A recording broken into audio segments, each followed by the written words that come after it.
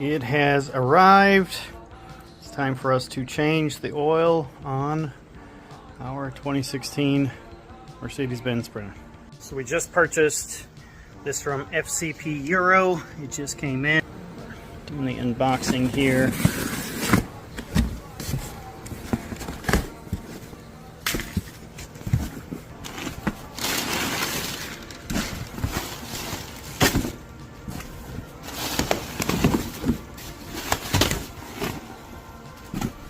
Comes with oil. There's your crush washer.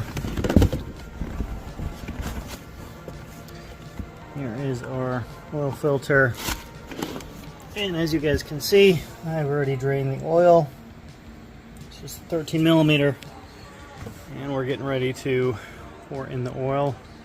The rest of the engine looks good. May need a new cabin filter, but everything else looks pretty good. So I've been sitting here trying to get this oil filter cap off for the past hour, and I can tell you right now, without the actual filter cap tool, you are not going to be able to get this off. So got that ordered.